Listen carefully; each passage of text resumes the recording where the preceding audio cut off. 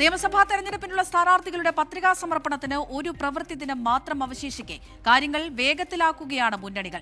ഇന്ന് കൂടുതൽ സ്ഥാനാർത്ഥികൾ നാമനിർദ്ദേശ പത്രിക സമർപ്പിച്ചു. വിവരങ്ങൾ നൽകാൻ തിരുവനന്തപുരത്ത് നിന്ന് അജ്മൽ ദിറാർ തത്സമയം ചേരുന്നുണ്ട്.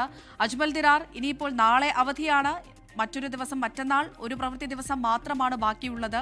വളരെ കുറച്ച് സമയം മാത്രമേ ഉള്ളൂ എല്ലാ കാര്യങ്ങളും പൂർത്തിയാക്കാനായി. എങ്ങനെയാണ് ഇന്നത്തെ ഒരു ദിവസം ഏകദേശം എത്രത്തോളം സ്ഥാനാർത്ഥികൾ പത്രിക സമർപ്പിച്ചിട്ടുണ്ടാകാം?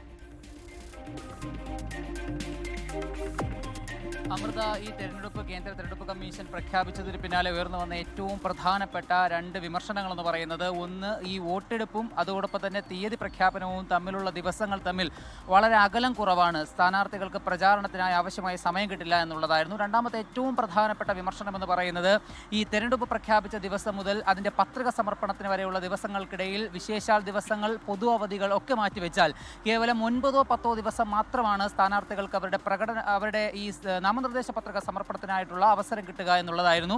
ഇപ്പോൾ അത് ശരിവെക്കും വിധത്തിലാണ് യഥാർത്ഥത്തിൽ ഇന്ന് സ്ഥാനാർത്ഥികളുടെ നെട്ടോട്ടം നമ്മൾ സംസ്ഥാനത്തുടനീളം കണ്ടത്. അവരെ സംബന്ധിച്ചിടത്തോളം ഒരു ദിവസം അവർക്ക് 11 മണി മുതൽ 3 മണി വരെ ഇടയിലുള്ള സമയം, 4 മണിക്കൂർ മാത്രമാണ് ഒരു ദിവസം ലഭിക്കുക ഈ പറയുന്ന പത്രിക സമർപ്പണത്തിനായി. അതിനാണെങ്കിൽ കേവലം 15 മിനിറ്റാണ് ഒരു സ്ഥാനാർത്ഥിക്ക് അനുവദിക്കുക. ഈ സമയത്തിനുള്ളിൽ ഇവരുടെ ആദ്യഘട്ട പ്രചാരണം പൂർത്തിയാക്കുക, അതോടൊപ്പം തന്നെ അണികളും നേതാക്കളെയും ഒരുമിച്ച് ചേർത്ത് പ്രകടനമായി വന്ന് ഈ പറയുന്ന പത്രിക സമർപ്പിക്കുക എന്ന് പറയുന്നത് വളരെ സങ്കീർണമായ ഒരു പ്രോസസ്സാണ്. എന്നാൽ പോലും ഇതിനെയൊക്കെ അതിജീവിച്ച് ഈ കടുത്ത ചൂടിനെയും അവഗണിച്ച് ഇന്ന് സംസ്ഥാനത്തിൻ്റെ വിവിധ ഭാഗങ്ങളിലുള്ള പത്രികാ സമർപ്പണങ്ങളാണ് നമ്മൾ കണ്ടത്. അതിൽ പ്രധാനപ്പെട്ട നേതാക്കന്മാരുടെ പത്രികാ സമർപ്പണത്തിലേക്കൊന്ന് കണ്ണോടിച്ചാൽ, തിരുവനന്തപുരം ജില്ലയെ സംബന്ധിച്ചിടത്തോളം എ ക്ലാസ് മണ്ഡലമായ കഴക്കൂട്ടത്തും വട്ടിയൂർക്കാവിലും നേമത്തും സ്ഥാനാർത്ഥികൾ പത്രിക സമർപ്പിച്ചിട്ടുണ്ട്. അതിൽ കഴക്കൂട്ടത്ത് വി മുരളീധരനും അതോടൊപ്പം തന്നെ കടകംപള്ളി സുരേന്ദ്രനും പത്രിക സമർപ്പിച്ചു കഴിഞ്ഞു. നമ്മൾ നേമത്തേക്ക് നോക്കുകയാണെങ്കിൽ ബി.ജെ.പിയുടെ സംസ്ഥാന അധ്യക്ഷൻ രാജീവ് ചന്ദ്രശേഖരനും അതോടൊപ്പം തന്നെ നിലവിലെ മന്ത്രിയുമായ വി ശിവൻകുട്ടിയും അവരുടെ പത്രിക സമർപ്പിച്ചിട്ടുണ്ട്.